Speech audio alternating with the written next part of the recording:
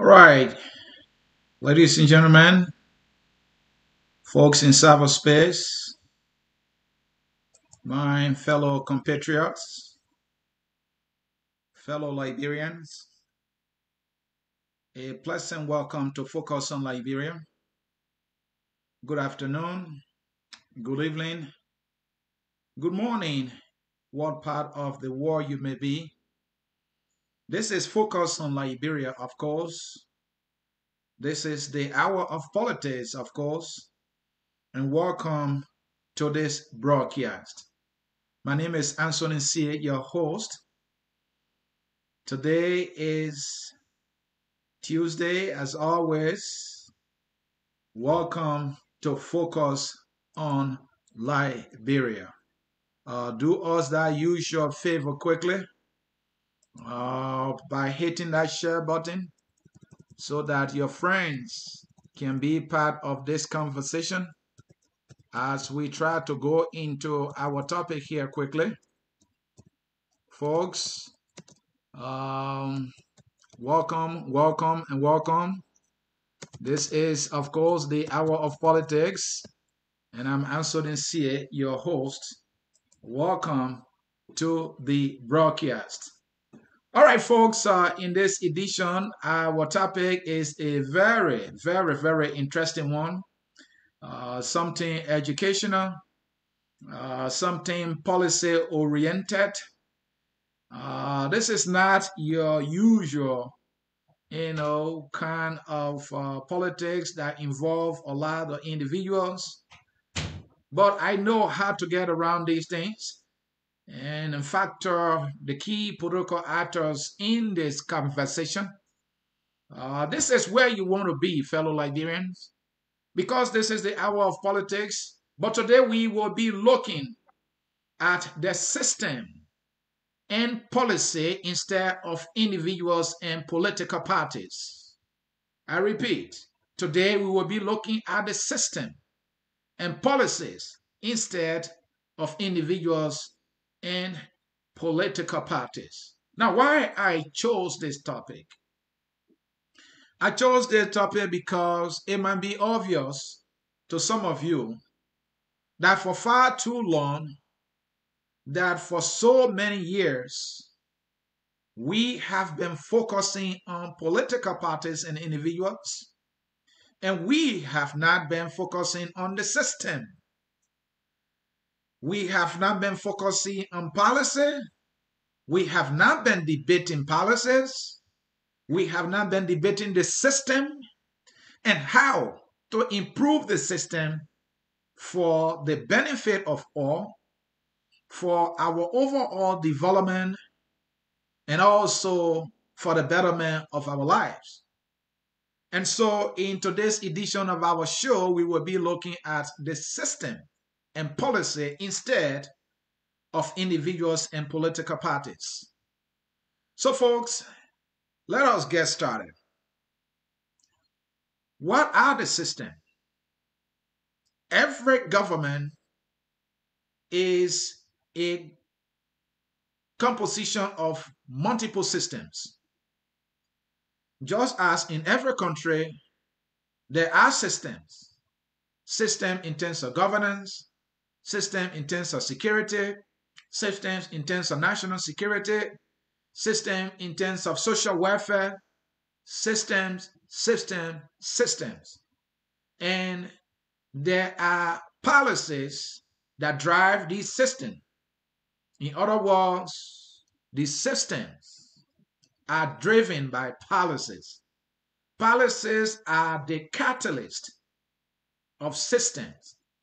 And I'm telling you, if only we Liberians can start to focus on system, changing the system, bettering the system, improving the system, and if only we can start doing that, and if we continue to do that, then we will be showing to not only ourselves, but also to our friends, to our partners, and to our people that we are ready for business.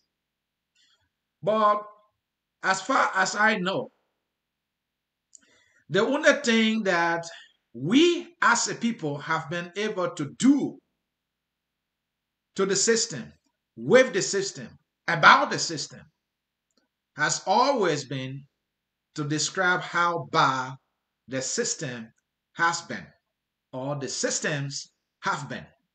That has been the way we have approached the systems, that the systems are bad and that the system need to be changed. We go as far as pointing out individuals who run the system and how they are milking the system. We have not been looking at policies that we can use to change those systems. We have not been able to look at policies that will help us to change the system. All we have been doing as a people, all we have been doing individually, all that we have been doing as civil society organizations, all we have been doing, our political parties, or what our political parties have been doing, is all about complaining and whining and crying and alarming and speaking about how bad the system is.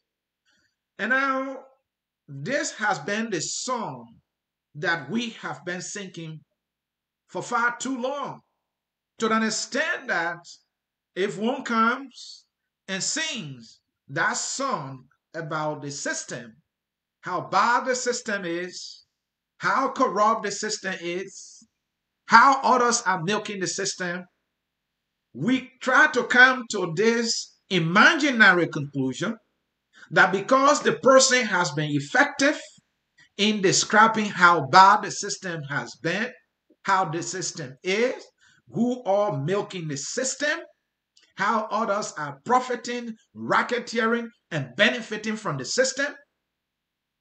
Whenever we hear individuals, predominantly politicians, talking about the system in this faction so effectively, and they are always effective in describing the system, how terrible the system has been. That has been their solution to the greater part. And once they are good, once they have been able to demonstrate how effective they are in describing the systems, we try to put our trust in them.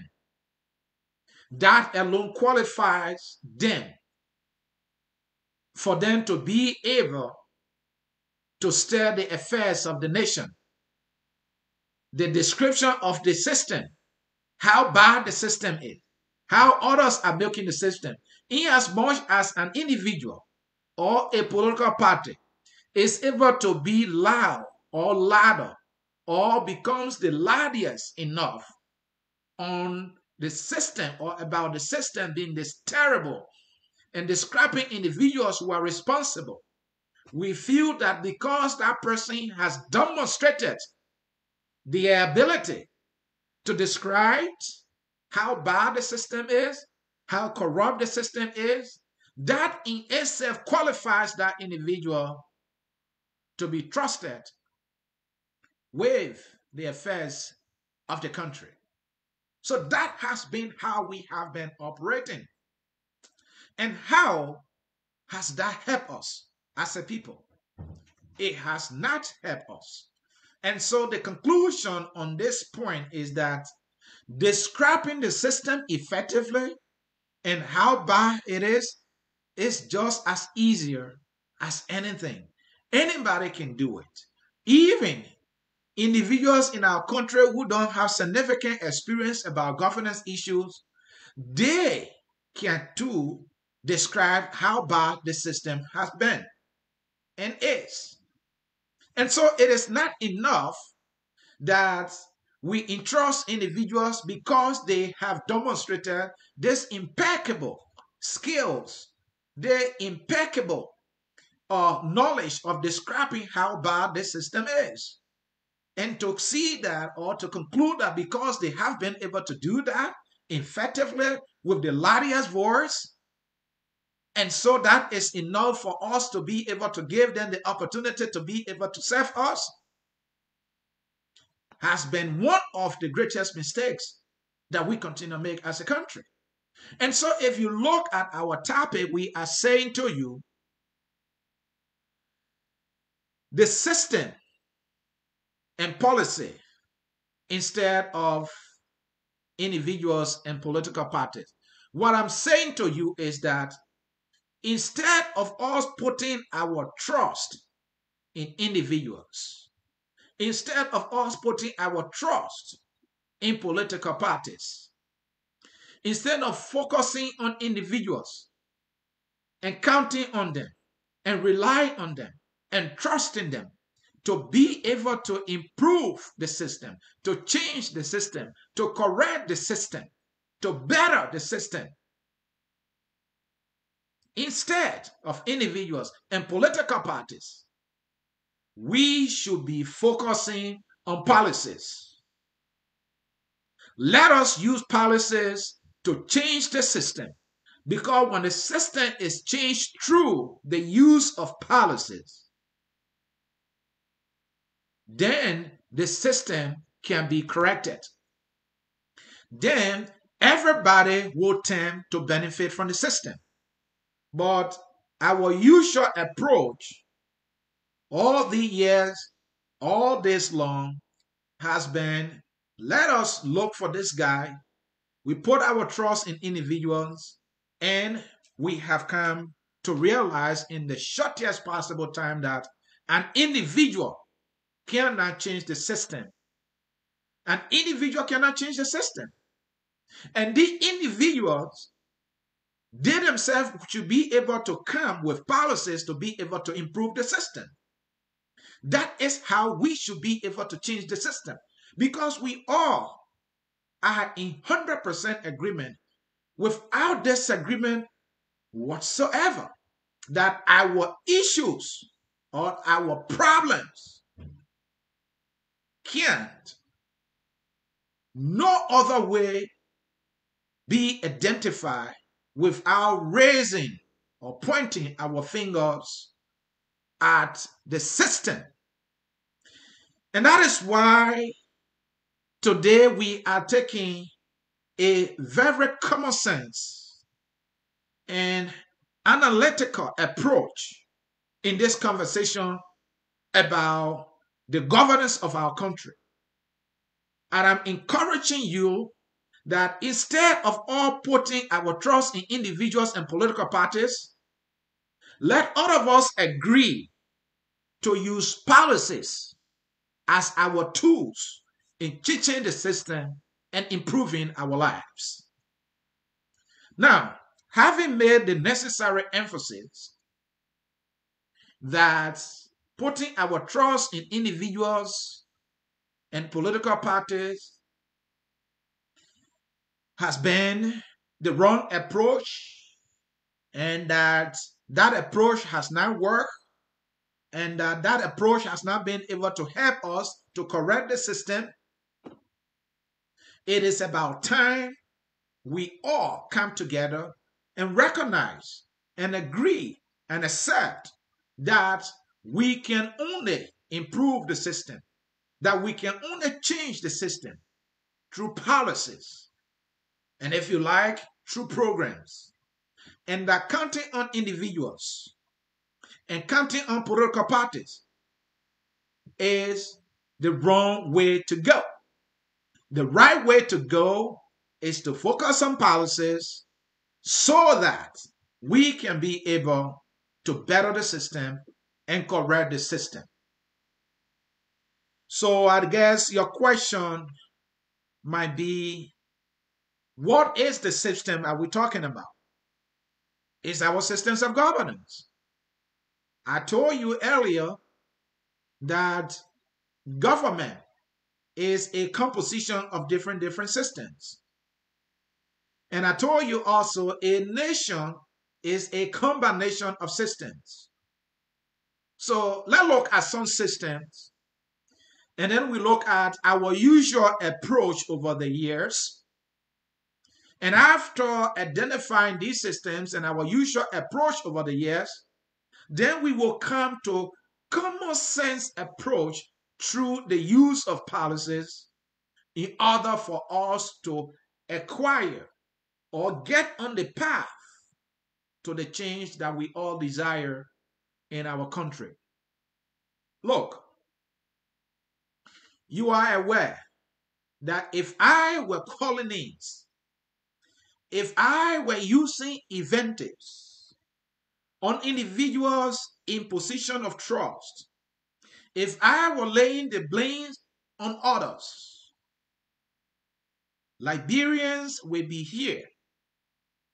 Our appetite for tools that we can use for the change that we desire is very low. Our desire for negativity, our desire for name calling has always been the approach. We are captivated by this or these useless approaches in our political and governance system, and those are what I describe or others describe as low-hanging fruits. It is easier to call someone's name. It is easier to tell how bad someone is. We all do possess the ability to do so. And I'm saying to you, this has been our path all this long. Where has this gotten us? Nowhere. It has gotten us nowhere. And that is why we should not focus on individuals. We should not focus on political parties. We should focus on policy. That goes to say that individuals who are telling all that we should count on them to change the system and govern us responsibly and effectively, we should ask those individuals to show us their policies. That we should ask them to show us their plans. We should ask them to show us their programs. We should not be carried away by their eloquence. We should not be carried away by their fame. We should not be carried away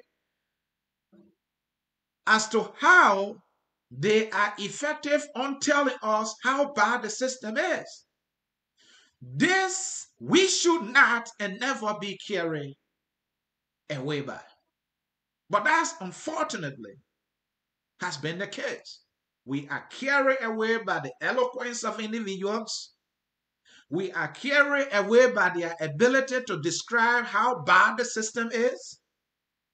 We are carried away by the fact that they are pointing fingers at individuals who are milking and corrupting the system without asking them what they would do differently, without asking them what programs are they bringing for the change that they are preaching, without asking them what are the policies that they have. Where can we find those policies? How will those policies be able to effect the necessary changes that we need? We don't ask the questions. We don't demand those answers. Instead, we get carried away by their eloquence, their mere eloquence on describing how bad the system is. We get carried away by their ability to be able to describe others. This is what we get carried away. And so individuals who possess this negative energy and have the ability to use it effectively in every shape, form, or possible, these people are the ones that attract the most attention. And that is sad. That is pathetic. And we want to be on this path. And this is the path we think that's going to get us there. That we have this person who raises his finger all the time against bad people, corrupt people. And just by doing that is enough for that person to be the one. And just by describing that problem, we think that person has the magic wand. And so let me tell you, we have done that over and over and over again. It has not changed the system. It will not change the system. It will only perpetuate the very ugly system, weak, bad, and unforgiving systems that we do have in our governance structure. We must use the necessary tools. The tools can be individuals because they have the fame, because they have the name recognition, because they've been able to describe to you the problems. We can't use them. We can't count on them. What we need to do is to demand from them what they would do differently, what are their programs, what are their policies, and what are their plans. What we see, sadly, what we see, we group ourselves in these political institutions. The political institutions that are being controlled by powerful individuals. We attach ourselves to them. We defend them. We justify for them. And do everything possible just with the intent that when that individual succeeds in inheriting the very terrible system, we will become benefactors in milking the very system. This approach doesn't work. Now, if I were here making the loudest noise with negative energy and telling how ugly, how bad others are, oh, it would be hallelujah here. And so, folks, this is how you see us in the mirror as a people.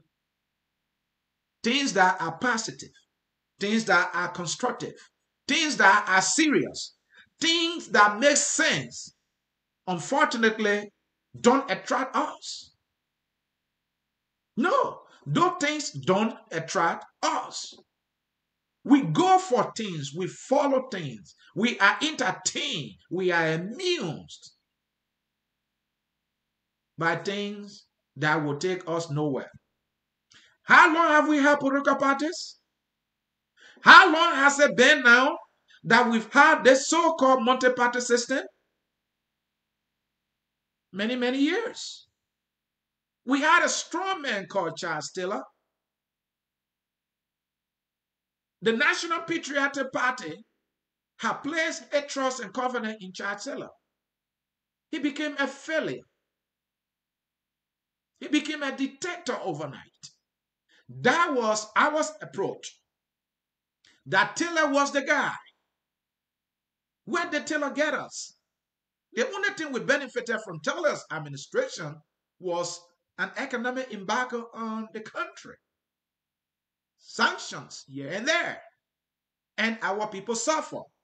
Because Taylor had the biggest gun at the time, because Taylor was popular at the time, even our leaders, our opinion leaders, our most educated class has succumbed to Taylor because they saw him on his way to inheriting a system that we all knew all along was bad. But when they saw Taylor on that path to political victory, they all succumbed. They all agree with him. They did not want to listen to the atrocities that he committed. No, it was never their business. And they felt that some way, somehow, upon becoming president, this guy called Charles Taylor will be able to change the system. They didn't ask him about his plan. They didn't ask him for a program. They didn't ask him about his policies, how he was going to carry those policies out. No one did not care about asking for those tools. No, that was not important. What was important was that he was popular, he has the biggest gun, and he has a huge following, and so he could win. Winning then meant he was going to inherit a system so lucrative for those who will be his followers and cheering squad, political cheering squad, to be able to benefit. The same can be said about Samuel Doe. He became powerful overnight. No one cared at the time about what plans and programs and policies he had to implement. People follow him without asking the questions. And then Ellen Johnson Sirleaf came. Some people can make the moral argument that she has some programs and plans that she tried to implement in the country. But how those plans and those programs help to change the system? What were her policies and programs and plans? What were they? And how did she execute those plans and policies? Who were the individuals she brought in her fold?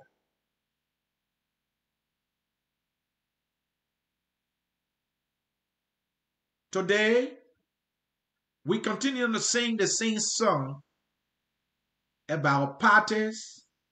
You see the young people assemble at their party headquarters. They sing songs to their political gods. They sing songs to their so-called political leaders. They sing songs. They call themselves Baku. They will tell you Baku is strong. Baku is strong because Baku has the ability to be able to tell you how bad the system is. And that is all that constitutes Baku's strongness, or how strong Baku is. Policies, programs, and plans. That is the way to go. These are the tools we should all embrace. These are the tools we should all ask for. These are the tools we should use in the governance of our country and for the development of our country. Anything short of us coming to the point of accepting programs and policies, anything short, we will be on the same path to nothingness. We will be on the same path to corruption. We will be on the same path to inheriting a bad system, milking it, and turning it over to another to do the same and over again. We can't be doing this. And you know who paid the price for all these things? All the approaches that we have used over and over, all these behaviors that we have demonstrated over and over,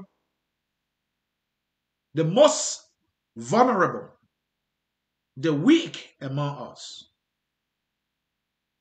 pay the ultimate price. Just as 250,000 paid the ultimate price during a senseless and useless conflict that we fought. So why are the systems? We have our educational system. And to those who sing the Kumbaya, or who sang the Kumbaya for Ellen Johnson Sirleaf administration, I got news for you. She told us that the educational system was a mess. So that is one of the systems that we have in our country. An educational system that is a mess, in the words of the so-called Howard trained economists, that some people continue to celebrate today. They continue to celebrate her. I can't think of any other administration that received significant funding, that raised significant revenue compared to Ellen Johnson Sirleaf. If you look at the numbers, you will come to the conclusion that considerably, Ellen administration raised significant revenue through FDI and also through taxes in the country compared to most administrations in terms of numbers. And yet, our educational system, that should be our number one system, she could not effect any significant change. Do you know why? Because people had trusted her. She was this populous person. She was this smart woman. She had the know-how. And so they needed to trust her. All we needed to trust her. And that with her being trusted, oh, that was the magic wine and it would have been done. And so we trusted Ellen.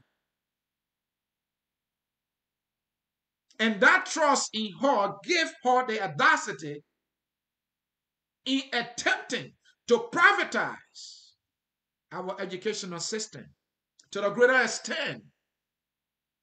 Many of you are aware of the Modern Mean School. That school was it was a private institution, and President Ellen Johnson Sirleaf was trying to use it as a model. Because for some reason, she has felt that the system we had, the educational system, was burdensome. And so she wanted to unfreeze it. And some way, somehow, she felt that privatizing the educational system would have done that magic. But Ellie came from America.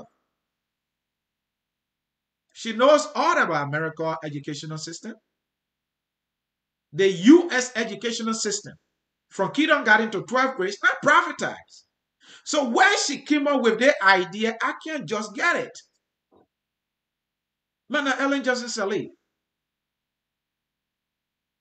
are the government schools in United States privatized? No. The government has been able to provide funding to train teachers, to employ good teachers, and provide the necessary tools at the schools, and also put into play programs that will help the students to enhance their capacity, to help them to learn better, program for even the very instructors, so that they can be able to be effective in the discharge of their duties. But Erin, I'm not sure she made that much effort. Because if Ellen, who I want to assume understood the gravity of how serious or seriously we needed a vibrant educational system, she would not have thought about this crazy idea of trying to look at privatizing it as an option. People who are in private business, they are there for profit making. The educational system of Liberia should be the bedrock, especially from kindergarten to 12th grade. That is why we need to make our number one foundation as a country. If we think we are serious about bettering our lives, the lives of our people, and if we are serious about development, education should be the foundation. But how are we doing? And people will resort to the low-hanging fruit always. Our current administration will only go about paying wire fees. And that is enough for many people in the country to celebrate.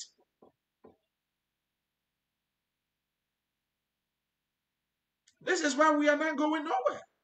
We settle for little or nothing because our government uses our own money to pay wire fees for only 12 graders and maybe other grades like the ninth grade taking the exam. I don't know if the ninth graders are still taking it. Because our government does that, it is enough for us to celebrate. We convince ourselves that the best thing has happened to us. Paying that tuition or paying that fees for why? If that child did not study, if that child did not get the right training or education, if that child didn't get to meet the best teachers, how? Just by taking that WIAC or why as they call it now, help that child in any way. How does that help that child? And this is why we celebrate. What's about training teachers? What's about renovating the schools? We are in the 21st century for Christ's sake. And our government institutions that we should be relying on to build an education system, the foundation, does not have computers. And the people that we have in our government we depend on, these people are spending thousands and thousands of dollars building their homes.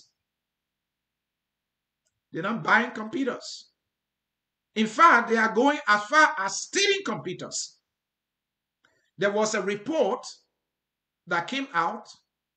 One of the United Nations arms in Liberia had provided some computers that were intended for a project that would be carried on at the Ministry of Finance. The Ministry of Finance went and told to itself the computers for the partners. And so the partners have to issue an email, a communication that we need our computers. Our government stealing computers from people that are trying to help. Should we not have computers in all our high schools? Is it impossible? But what is the policy? What is the plan? What are the programs that our governments have in terms of education? Ellen Johnson Sirleaf, people say she was the smartest. She told the Ministry of Planning and Economic Affairs. It's the Ministry of Planning and Development, and merge it with the Ministry of Finance. Today, some people are still celebrating that terrible decision a so-called Howard Train economy made. Look, this thing is about common sense. That should be the ministry that should be planning. How do we improve our education? What are the programs that we can use in our educational system? That should be the responsibility of the Ministry of Planning and Development. But Ellen Johnson Sirleaf told that ministry and merged with Ministry of Finance. So who is planning for the country? What agency of government do we have to be planning for our country? To come up with programs, how we effect the necessary changes, how we better the system, how we improve the system. Do we have an agency specifically designated for that? That ministry was created by the out of national legislature to plan for the country, to come up with development plans for our country.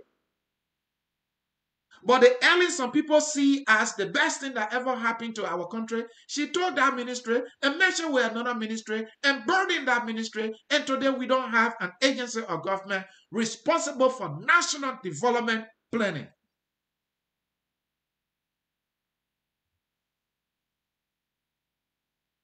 Folks, we cannot be putting our trust in political parties. We cannot be putting our trust in individuals because they are popular, because they have big mouths, because they call themselves political leaders, because they call themselves this and that. And we think that just by electing them, we solve our problems. This has been the mondo operandi over and over. In today's Liberia, I ran into images on social media confirmed to me by the principal of that school that yes, the students were made to sit on the grass outside to take their national exam in today's Liberia. Isn't that a shame? We just changed government. And the government we had before this one, that one was, according to others, the best. But our best could not get us anywhere. You know why? Because our best was on the basis of individuals, was on the basis of a political party. It was not on the basis of policies and plans and programs. No. I doubt that Ellen had an excellent plan, excellent program, excellent policy when it came to education during her time. If she did, we would have seen the fruits, we would have seen the results. We would have had a foundation at this time. She did not. And to those who have convinced themselves that some way, somehow, that she had it, you miss it. You are the problem of our country. Because no government, from my following of things, has ever received so much enormous goodwill, so much enormous budgetary support than the government of Ellen Johnson Sirleaf. And you think that Ellen will understand that education constitutes the number one pillar, the number one foundation that we can build for our country. You would think she will understand that. And you would think that she will be able to build that foundation. Did she do that? Close to the time for us to leave office, she announced to us that our education system was a mess. Whose responsibility was it to fix it?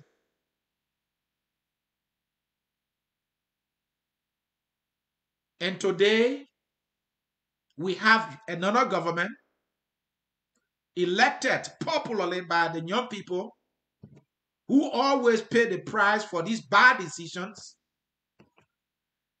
who always are the one being victimized by the terrible systems.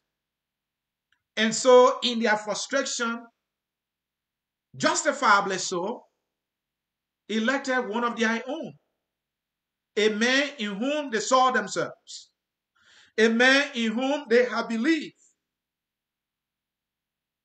And they did everything. They sang for him, they danced for him, they argued with their parents for him. They have believed that he was the one. To this point, there are some that even telling us that he is the Messiah. And do you want me to believe that?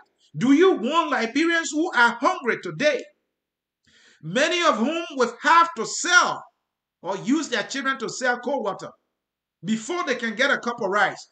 Do you want me to believe?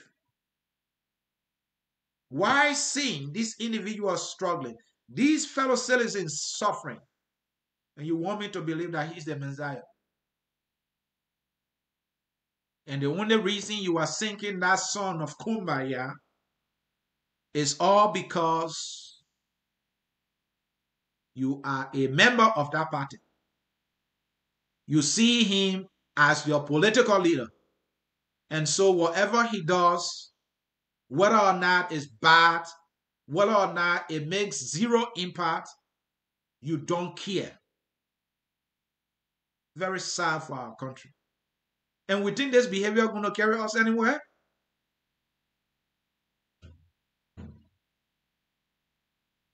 For those of you who are watching, we are having a serious and critical conversation here. How many Liberians do you see here?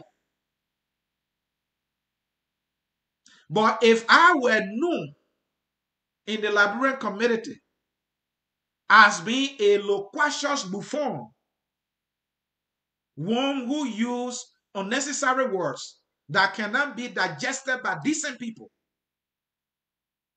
and if I were calling the names of imaginary corporates, Liberians will be here commenting, sharing, calling people to come and watch the show. How many names do we have to call before we get to know that calling names will not take us anywhere? How many individuals do we have to insult before we get to know that it will not take us anywhere? The only thing it does for us, it just satisfies our emotion, our anger, our frustration, our disappointment. But to think that that is the solution is a colossal mistake. And this is the mistake we continue to make over and over.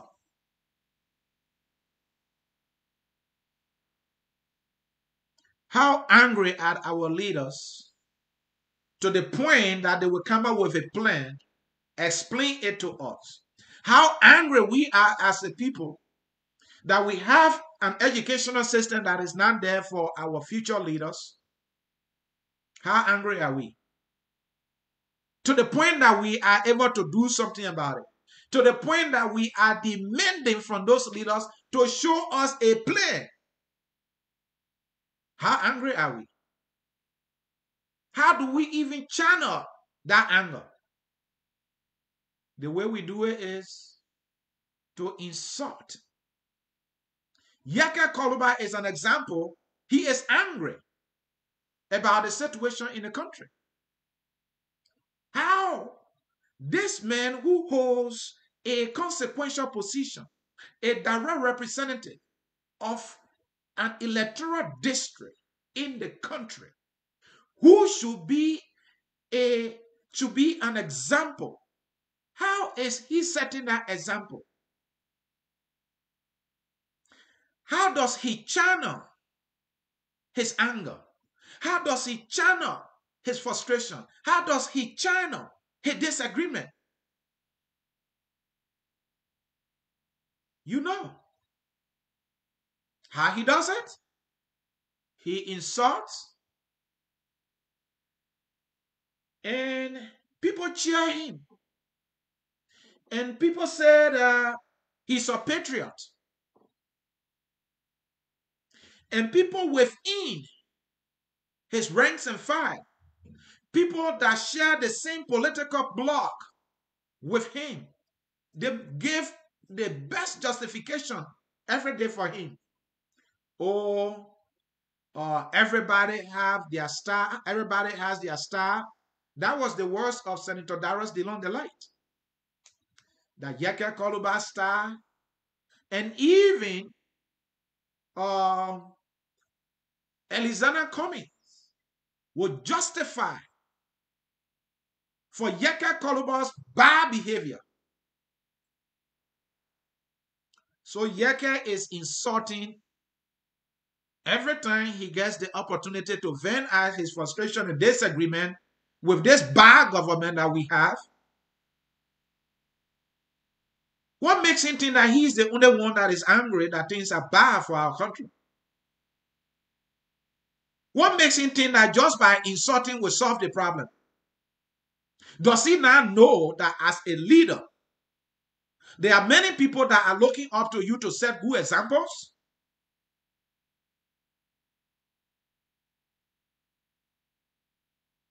If you have had the opportunity to count the insults, the likes of Costa, the likes of Yeke Koluba, and the likes of other people within the very government, the insults of Eugene Fagon, the insults being issued by people within the government to their friends in the opposition, if you have counted those insults will be enough to fill the whole country. But where have those insults gotten us? Nowhere. If you look at the statements coming from our ruling bloc, calling their friends in the opposition bloc enemies of the state, calling them hate position, they repeat that thing over and over and over. It certifies their emotion. It certifies their political appetite. Where are we going with this nonsense? Where are we going with the nonsense, fellow Liberians? Where? So this has been the politics of individuals and political parties. And because these leaders continue to exhibit these bad behaviors over and over, the young people today are following their very footsteps. And so you will have a man Jabate will matriculate from the opposition bloc to the government bloc, or from the opposition to the ruling position. And what does he get at the end of the day? Nothing. This is the example of our country.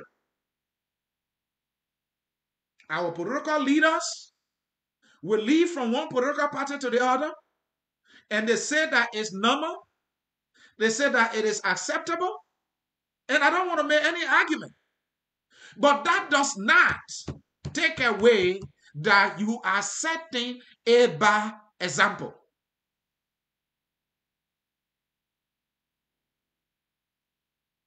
And so young people now will leave the COP because they don't see their way. Why you joined that COP anyway? What motivated you? What did you see? What they saw at the time was anger, noise, insult.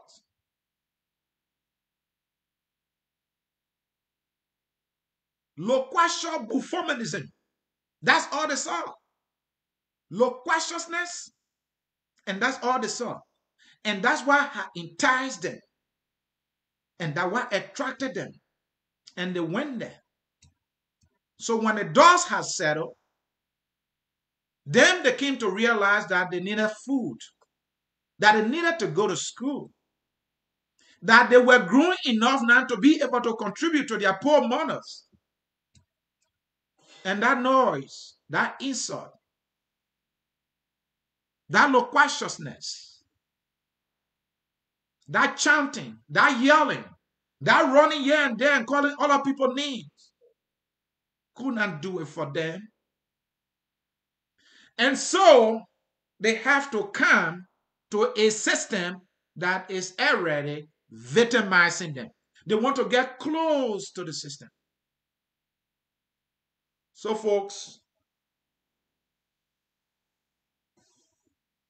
this thing about us Liberians finding the easy way out of the system, the systems that make the problem that we have, and think that by joining a political party, by thinking that you just join the party and don't ask questions, the party has a manifesto or the party has a platform, and that is good, and you can join that party and make the loudest noise so that when the party inherits the system, life is better for you, and you don't care to ask the necessary questions. What are the policies of that party? What are the plans of that party? What are the programs? How will the programs impact your life?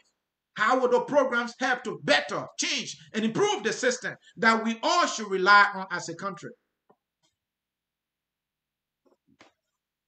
They don't care about that. They don't want to ask those questions because it's hard. So they do the easy thing. They wear the party t-shirt. They wear the beret. They've been given crumbs while their leaders loot. And they don't ask them questions about how they will better their lives by improving the system. So Liberia will not go anywhere, and admit it, anywhere, nowhere. Liberia will continue to be on the path of nothingness. I repeat, Liberia will remain on this path of nothingness. If we continue not to ask these so-called politicians and individuals wanting to be elected officials about their programs, their plans, and their policies. In as much as we are not asking the questions, we just want to belong because the one that we have is bad. And so the one that is making the loudest noise telling us how bad the others who are in government are, and so we want to belong and form part of them without asking question whatsoever, is an equivalence of the very thing that we are against.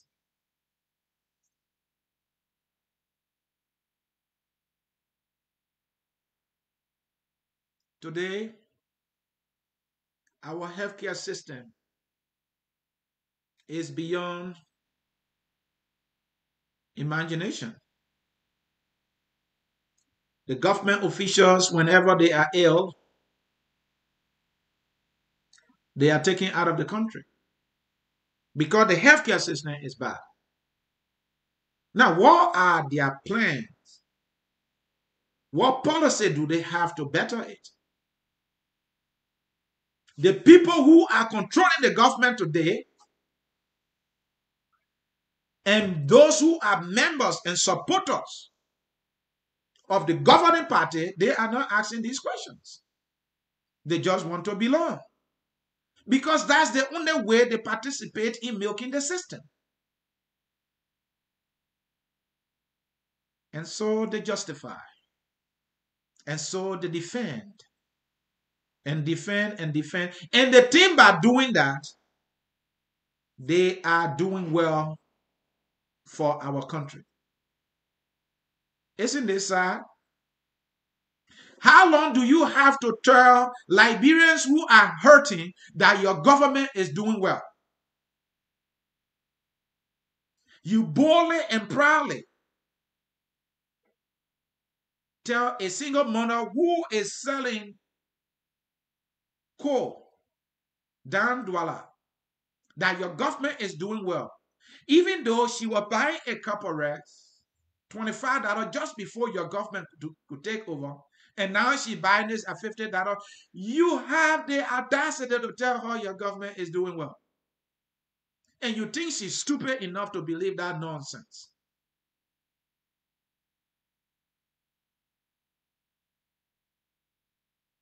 Dishonesty, insincerity has clouded people in the parties. They don't see the wrong they do. They don't see the unpreparedness of their leaders that they follow. The leaders have their eyes on the system to milk it. Their solution is just don't tell us how bad the system is.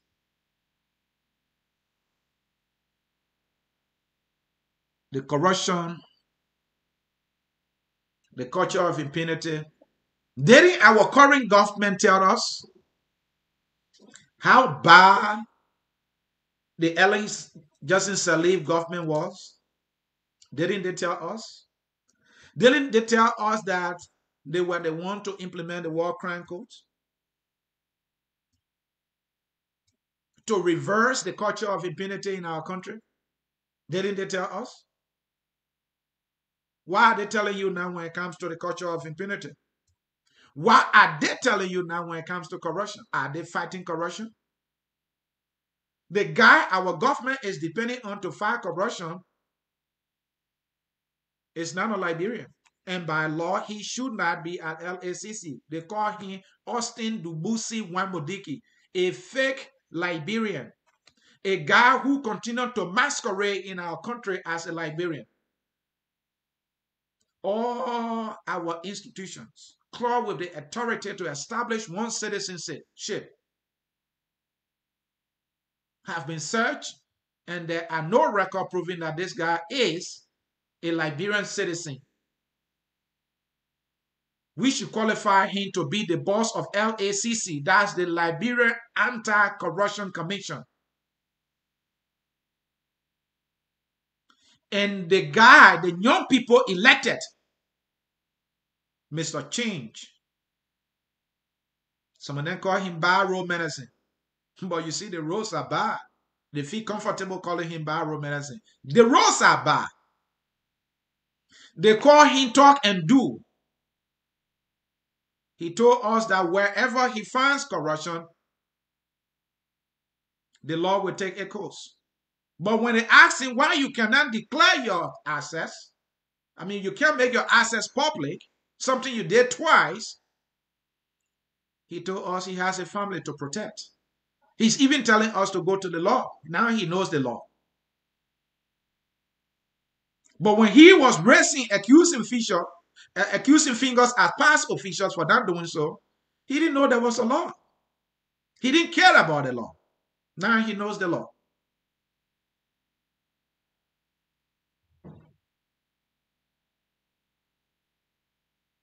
System and policy instead of individuals and political parties, folks.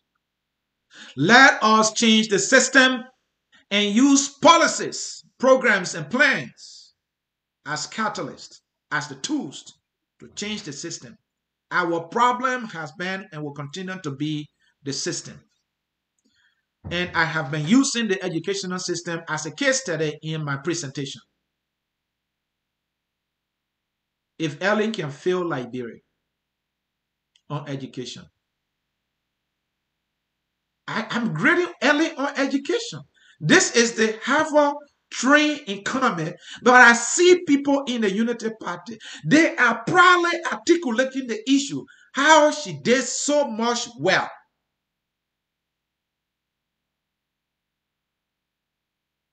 And they call themselves intellectuals. They are honest. They love Liberia. They are sincere. They will not muster the courage to say that Ellen failed Liberia when it comes to education. Even people in this current government, when they talk to us on the phone, they tell us how bad things are. And then they use the very mouth that they use to tell us that things are bad, that there's corruption, and that their friends are the one the problem. They will use that very mouth and come on social media. And they will tell us, Baku, you're strong. The government is doing well. So it is about individuals. It is about their party being protected, being defended at the detriment of the country and its people.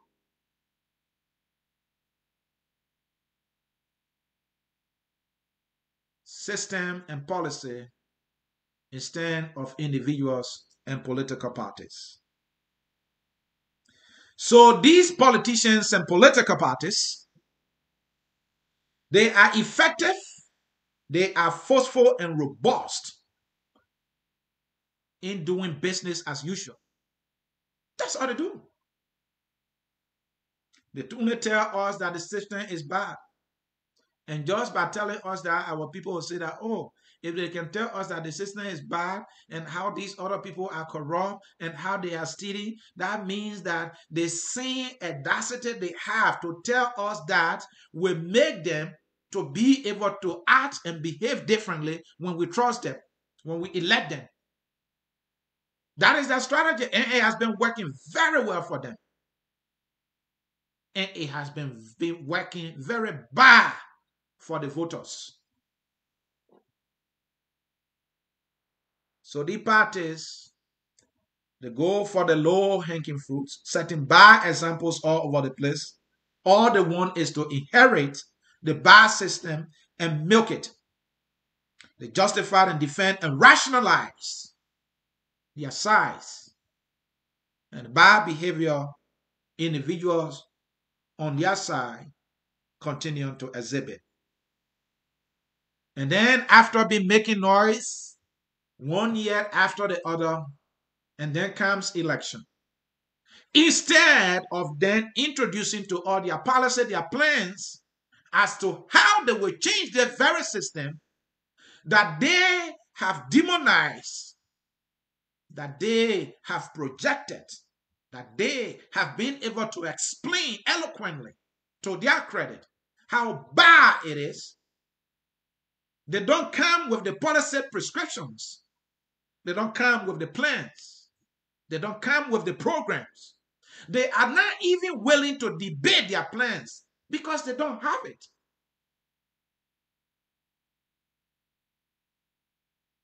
They don't give our people the appetite for plans, for policies and programs. They do not give our people the appetite for that. They give our people the appetite for negativity. That is what they do.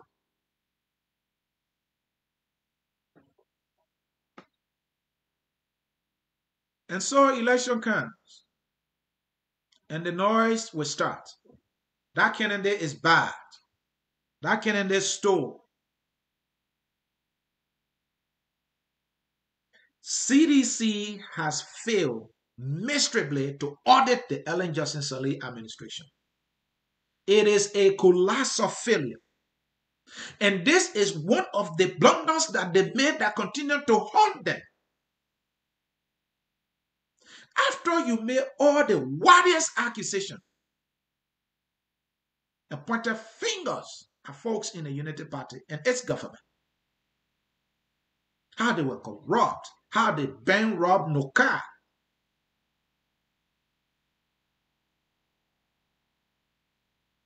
and you came to power and you lost the appetite for an audit? And you want me to take you serious? And you think you are running an effective government? It's like you reach to a toilet and the toilet is infested with some terrible ingredients in there, and you know the ingredients I'm talking about.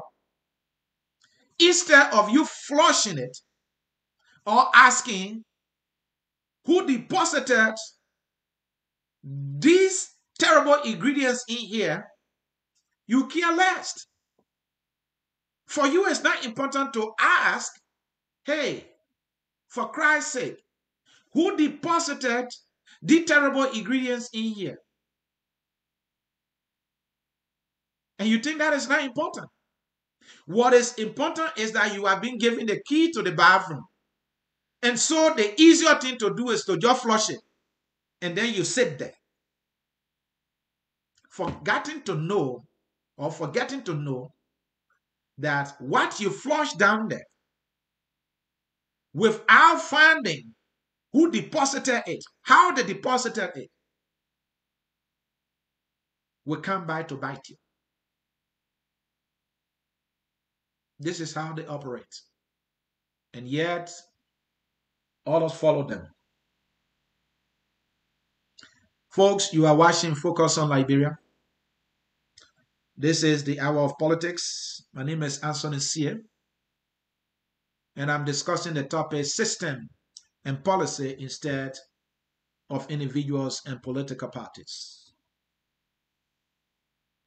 So I was telling you about election will come, and then they will tell you, oh, we told you they were corrupt, and that is their prescription for the country. That is their solution for development. And that is their solution for improving and fixing the system, improving the system for our people to live better life, just because they told you. Anybody can say that. So the question here is, can we fix the system through elections? That is what we are faced with today. Can we fix the system through elections? No. Let me do a little bit of comparative analysis here. Comparative analysis here. Today, America is having the first presidential debate. Two candidates running. A country with a population of around 350 million. It got to be more than that now because the census continues, I believe. 350 million plus people. Two candidates.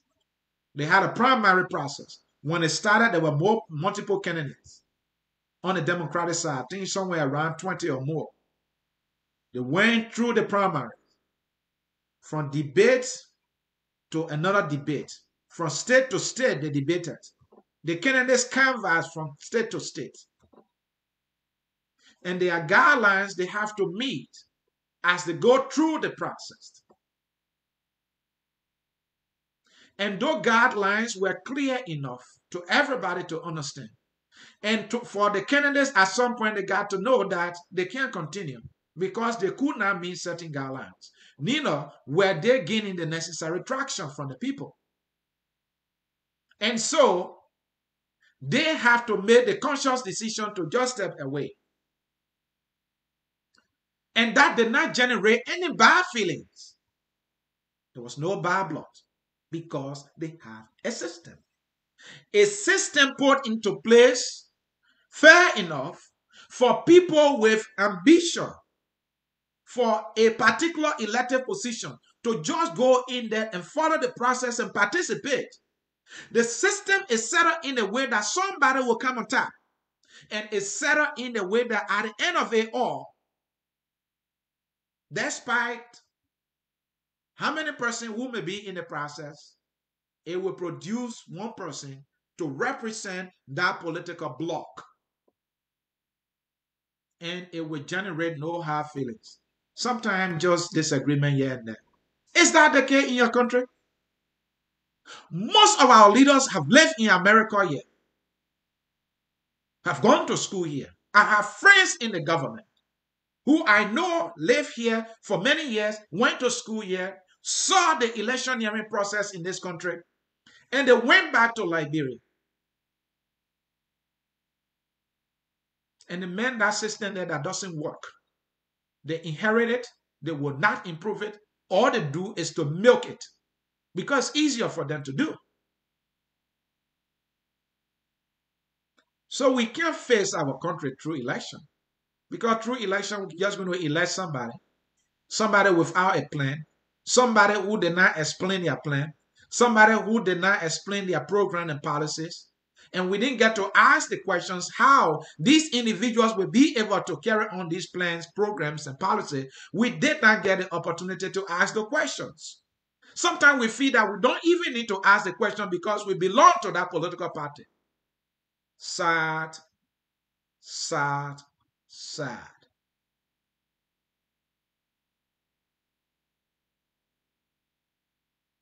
And so we have candidates today. We have Thomas Fowler. He is the pro-government candidate for Monserrato County. You know, sometimes when you think about it, it can just be depressing. And that our leaders are complete living contradiction to their own words. It's just sad. They are living contradiction to their own words. You say your government are proper. But anytime there's an opportunity for election, you will select somebody who is already occupying an elected position. So you remove that person from that other elected position and put them forward for another elected position. And then when the person wins, a vacancy is created, and you say you pro government, then you find another money now to have another election. How sick is that?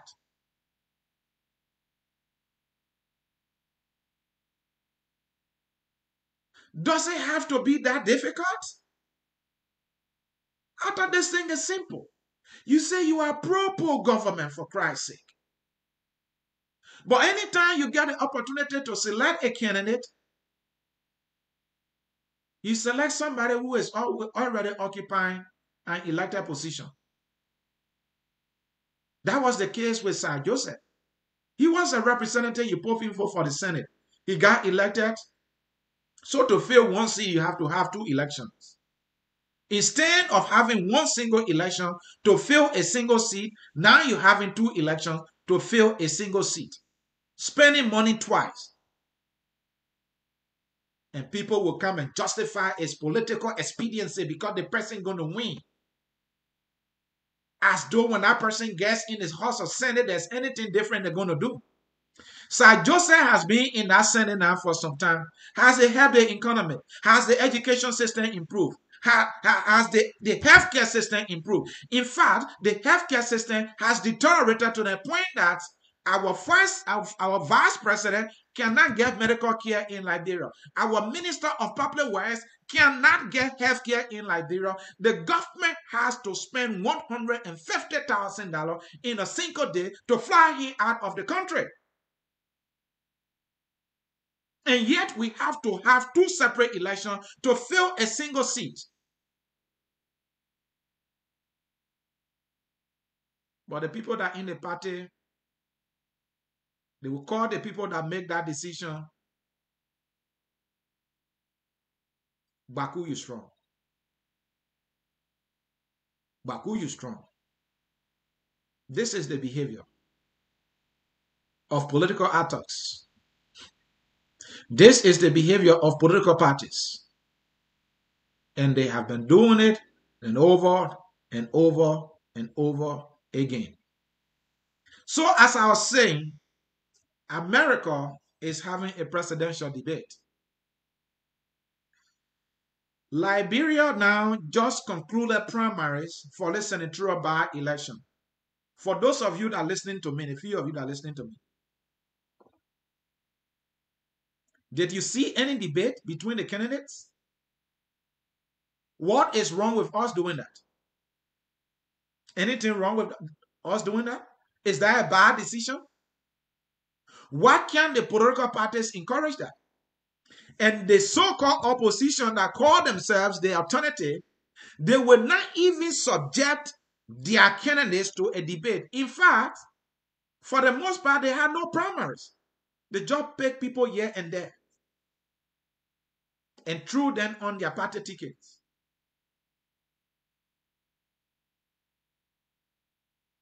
The ruling government did the same thing, or the ruling party did the same thing.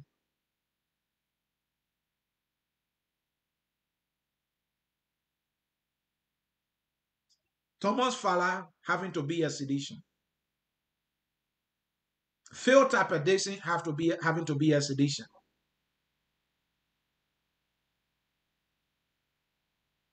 Jemima Wolokoli having to be a sedition. The three of them had interest. In fact, Asif Altuba, though he did resign, he having to be a sedition. Had the party from the get-go said that, look, all our people that have interest in this position, there will be a debate. Maybe 2 or 3 debates. And then after the debates, there will be a primary. Maybe the issue of policies and programs that these individuals should be bringing to the table will come to the debate. People will have the opportunity to listen to the issues. But the party leaders, they look among themselves. They handpick Thomas Fowler is our candidate. Now let's go around now and fool the people that we have in primary.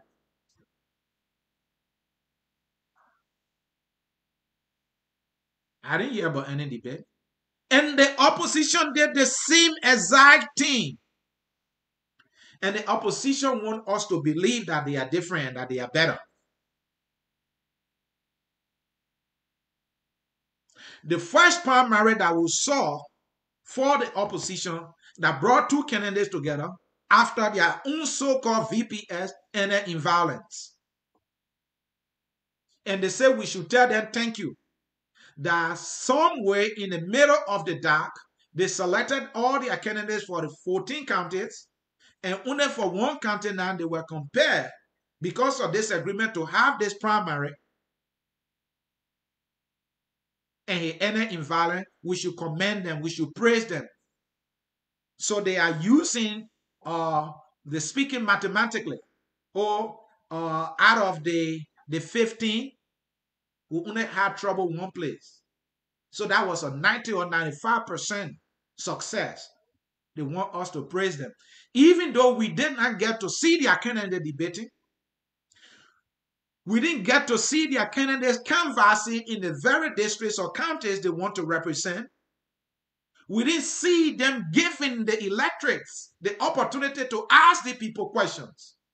We didn't get to see these candidates appearing at media institutions for them to be quizzed on what plans and what policies and programs they are bringing. These people are not elevating the issues. They are not elevating the debate. They are not raising the plans they have for our country. They are not doing it. Liberian people, let me say this to you. Systems and policies instead of individuals in politics or political parties. We should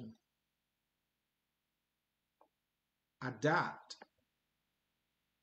policies, programs, and plans in everything we do. When it comes to education, let's have an education policy, an education plan that is implementable. Let each party have one.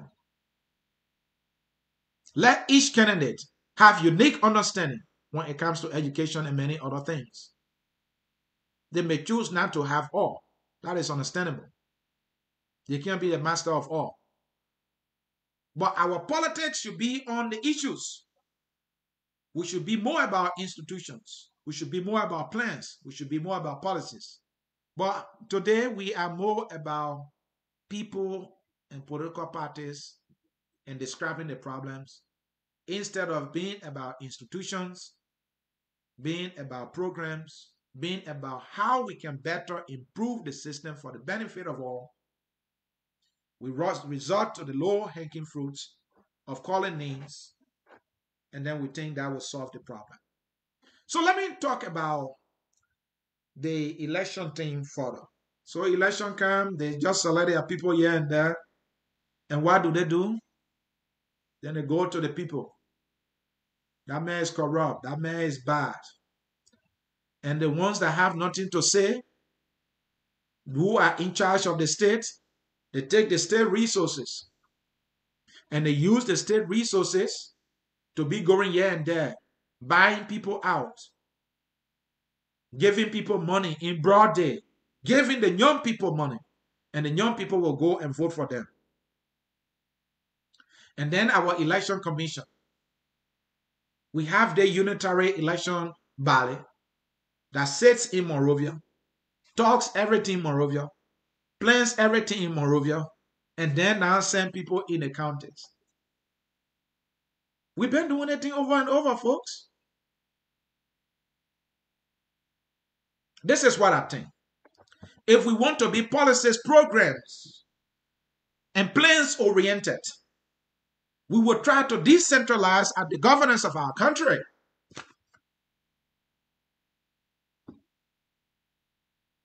So the way our system of elections is set up is completely burdensome and ineffective because you have a central administration responsible for the entire country, but does not have coordinating sections in the county.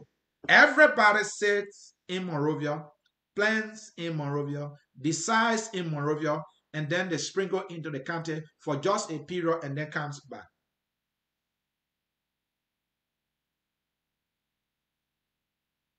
But our leaders, many of them are from America. They live here before, some of them. They know how it is done here. And this thing is just simple. Knowledge is not hidden anymore. Our generation remain the most educated generation. I said that because of the prevalence of knowledge everywhere, because of internet. You can sit in Liberia, in my home country or Grand Crew, if you have internet, you can look up things on the US government website. They're not hiding the knowledge.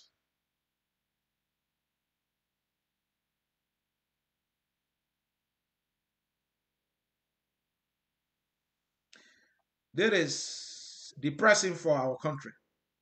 So why can't we empower our counties? Adopt a decentralized form of government. Empower our county. Make sure that when we have a budget here, each county gets its appropriation so that the country can administer its elections, just as it is done here in the US. Those of us in America will be voting very soon. We're almost in October, so I will tell you we'll be voting next month. It is not the central government, it's not the federal government that is coming to my state of Minnesota or sending people here to decide how elections here should be conducted. The state of Minnesota has its own election board that is being governed by the state government. So what is wrong with us saying, okay, let me the appropriation in a way that Grand Crew County, Maryland County, Nimba County, they get money for administering the election in those counties. Why can't we have an election here in each of those counties? They are given the necessary resources, that they can do the necessary recruitment in their county, that they identify their polling places in those counties, that they conduct their own voter registration in those counties without taking people from Monrovia to go there. What is wrong with that? How difficult is that? We put the burden on ourselves because of foolishness, because we're not thinking.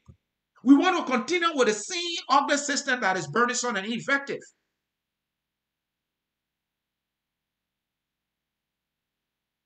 Let's make things easier. You have an election budget, National Election Commission. Do you have a branch or Grand Crew National Election Commission, or you have a coordinating office supervised by the county leadership? What is wrong with our counties being empowered to understand that the county is able to issue its own driver license? That the county is able to issue county identification cards.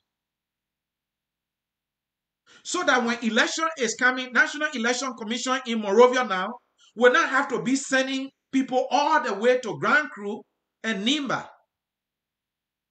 to register people.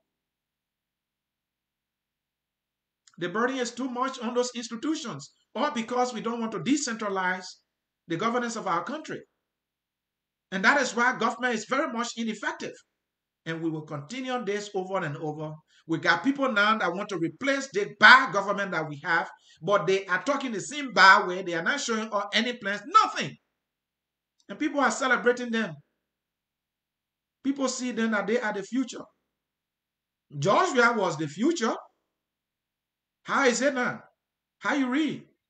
A wicked, eh? Yeah, a wicked. Joshua was the future. Have you not heard people saying, some people calling themselves this enchanted sedition? These were the people who told you and said that Joshua was the future. We felt that Ellen Johnson Sirleaf was the future. Are we not still talking about education system, healthcare system, and all these systems being bad? We are still talking it. Because we want everything to be decided in Monrovia. So there is no competition in our governing process. Because the central administration that sits in Monrovia feels comfortable. In fact, they want people to walk to them. System and policy instead of individuals and political parties, folks. If only we can agree to allow our counties to take charge of their own affairs, that they are capacitated and empowered and given the necessary budgetary allocations, and that the manpower, in fact, if you put into play the system, the people will go there because the opportunity for employment will be created into the counties. The best sons and daughters who have the expertise and training will move into their counties to reside there because they will have jobs. They can be they can become superintendents. Superintendent for this, assistant superintendent for that, or this, and then the city mayors, and then commissioners. What is wrong with this county being empowered in a way that they can start providing their own electricity? Is it big? No, it's not big. It is not big. You see cities in other countries as small as Bopolu, providing all these services for themselves. They provide their own energy. They help to coordinate things to provide internet for their people. This is what we need to do. But until we can agree to do that, I think we are wasting our time, folks.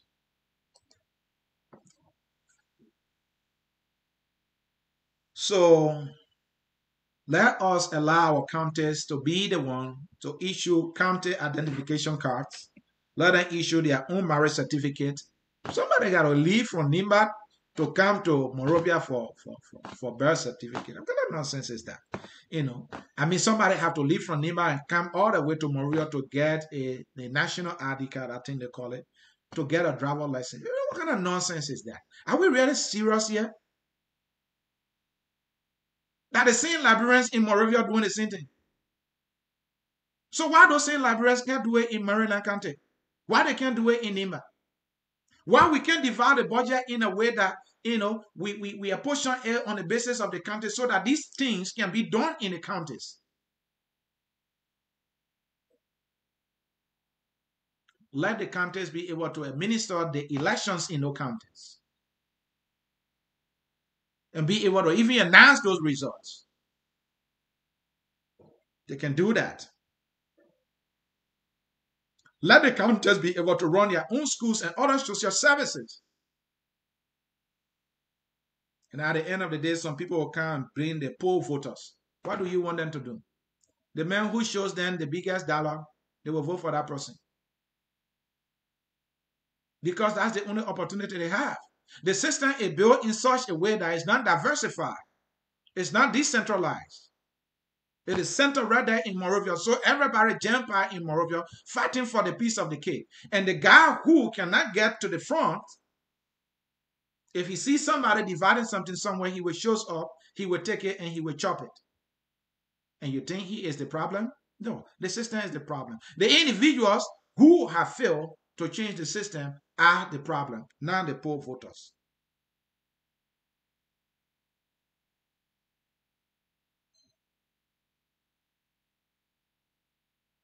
This is all the candidates do. Darius Duran is bad. That's all we hear today. He's a Channing light. Tomon Farah is called T5. They are not debating what these people will do when they get in the Senate. Even DeLong, who is the liar, whenever he comes up, he only tells us about the problem. How our government is bad. I like that. Because the government is bad. That is true. But what is your plan to change the bad government? Because you as a CPP want to change, to replace this government. So how are you going to change it? That is what I want to hear. But even our very people don't want to hear that. All they want to hear is Dara Durham tell them how bad this government is. And you think that's going to solve that problem? No. That is why we go nowhere.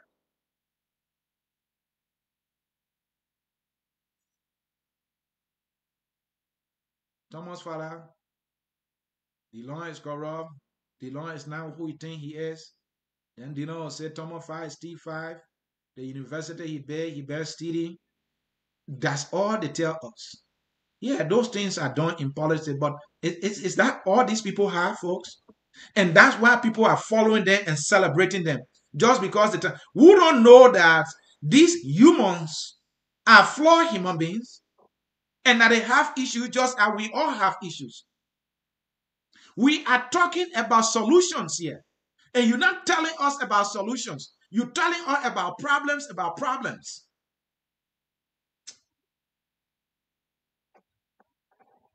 And the one who insults the most and the one who exhibits loquaciousness to the highest level and insults is the one the Liberian people are following. Who are the leaders you're following? And these leaders you're following, they're not asking them questions. They just tell them, Baku, you strong. Yeah, my man, you give it to them. Or my man, you give it to that man. Good luck with that, fellow Liberians. Good luck. We've been doing this thing over and over. And then,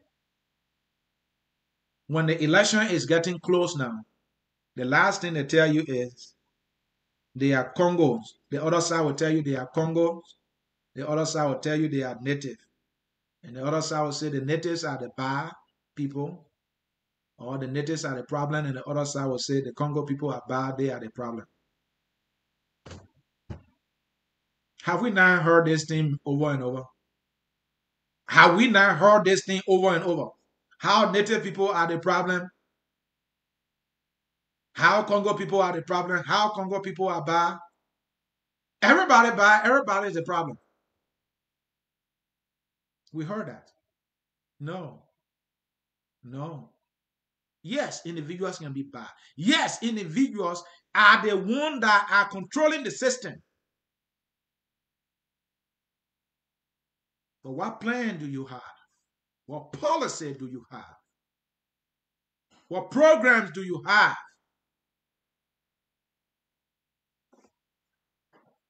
Well, folks, here I focus on Liberia.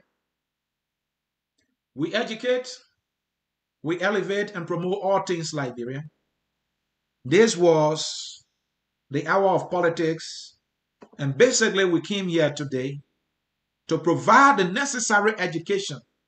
We came here today to share with you the things that are important that we all need to take serious and pay attention to. Because the noise will always be there and the noise does not constitute solution. I will take my caller here and then I will take leave of you. I will take my caller here and then I will take leave of you.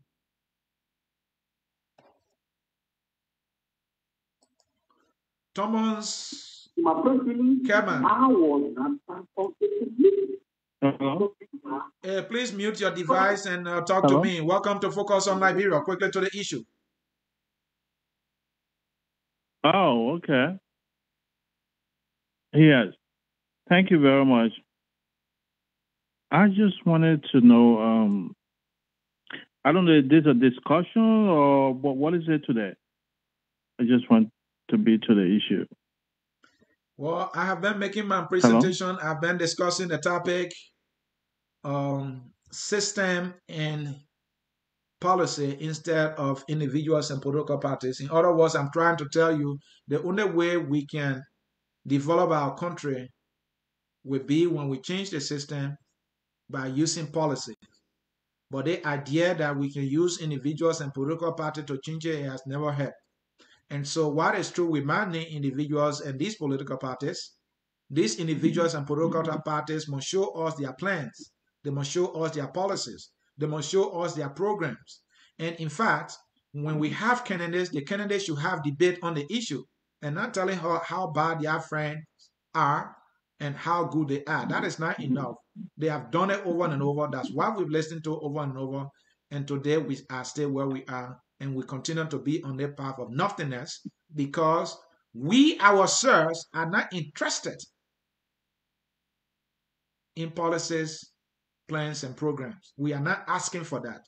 We are only asking these people to tell us who they are, what they will do. We're only looking for how tough they talk, how well they insult the other. And that's why we go for, that's why we fall for. And I'm saying to us, that is not a way.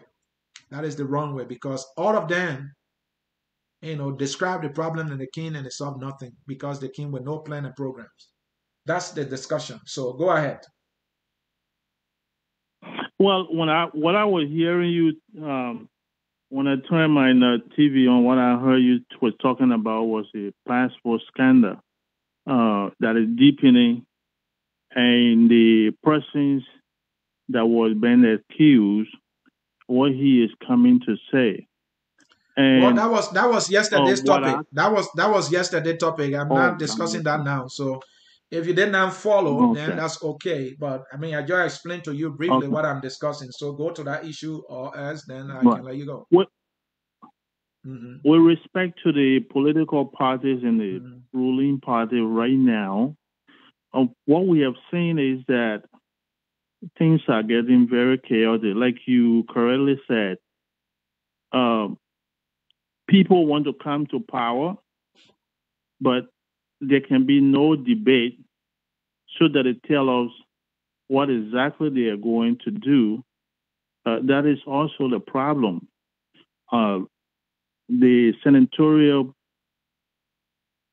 the senatorial election that is going on, we're seeing a lot of things going, and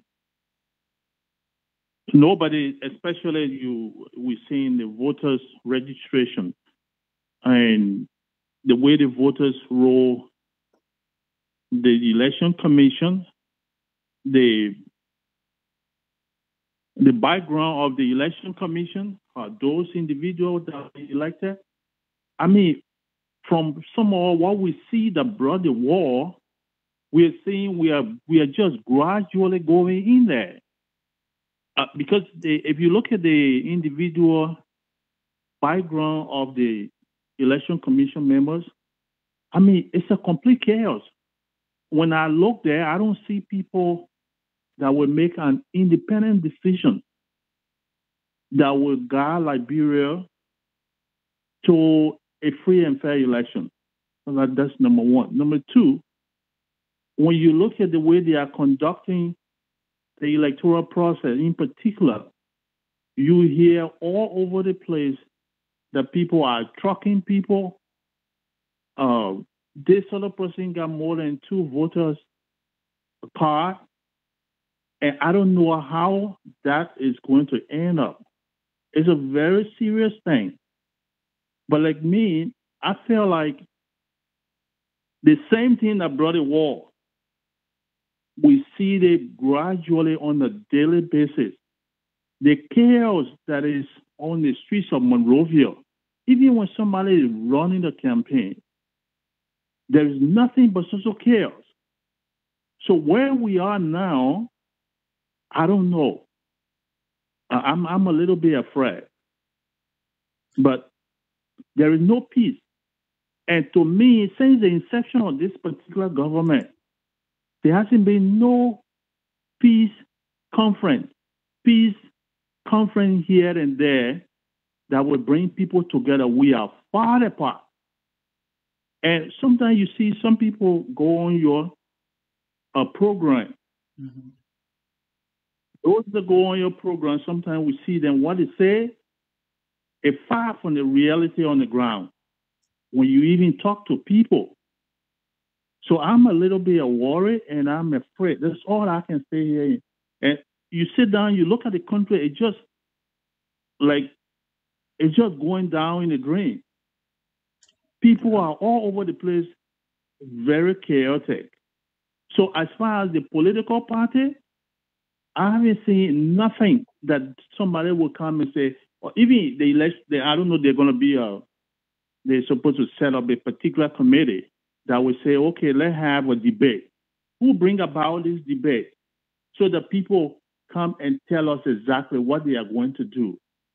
But just what you said, to just add up to that, I haven't seen anything of this kind of democratic process in the country. I never seen it like this. My So we are brother, going down.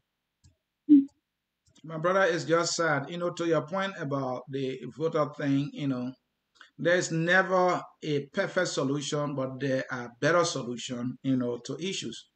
So if only our counties were in power to be responsible for the conduct of elections in the respective counties, while NEC just lays with them and coordinate it, things will be a little better. Because if I'm the superintendent of Maryland County, and we have somebody there as the election head for that county, just as it's done in America, the state of Minnesota conducts all the election in Minnesota, even though the election, it is the responsibility of the federal government. But the state of Minnesota conducts the election in Minnesota during a national election. You understand? So if we can give our counties the ability to do so, if I'm in Bomi as the head of the election there, and the superintendent is there as a political head, if I see somebody taking people from Morovia, I can stop them. Because as head of that particular county, you are responsible for the activities going in that country. And if you know that it is not a good thing for people to be trucking people from one country to another, you will stop it. Before they enter, you will stop it. You will even refuse to register them.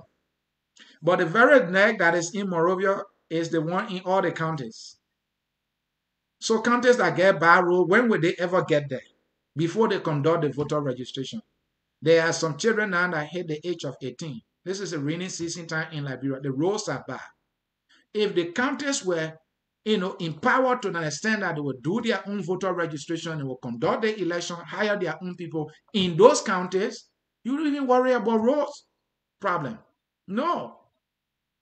My brother, I gotta let you go. I've been here for almost 2 hours. I appreciate your contribution. You can close. Thank you very much. I mean, we all are worried, and because we got people there. I've been in America for almost 25 years. To see the country go the way it's going right now, I don't know if there is no war, but we're just going to pray. That's all we can say. But it's very bad. Thank you very much. Thank you, brother.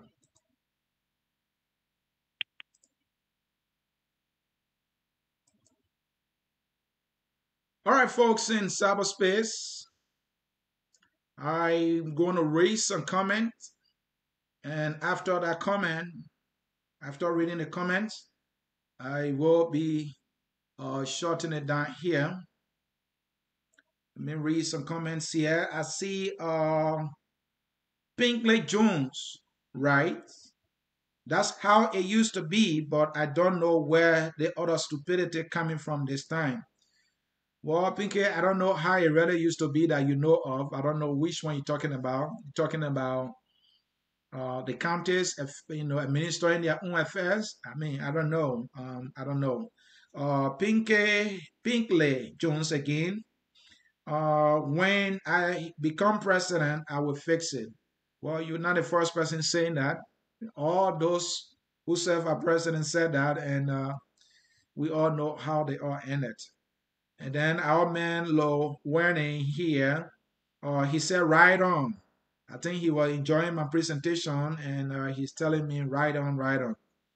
And then he writes again, topic under discussion, the systems and policies. Thank you for reminding them. Comfort Henry writes, how do we expect debate when Liberia is still in 1847 government mode? Maybe after President Weah from heaven will, maybe if heaven shine on Liberia. Very good comment there from our sister Comfort. Our country problem is just depressing, and our leaders don't get it right. Everybody play on emotion, pointing fingers at others for doing the wrong thing, and then they come and do the same wrong thing. Folks, we have to conclude this broadcast. Thank you so very much for those of you that stay with me throughout this broadcast. Yeah, I focus on Liberia. Our goal is to educate, elevate, and promote all things Liberia.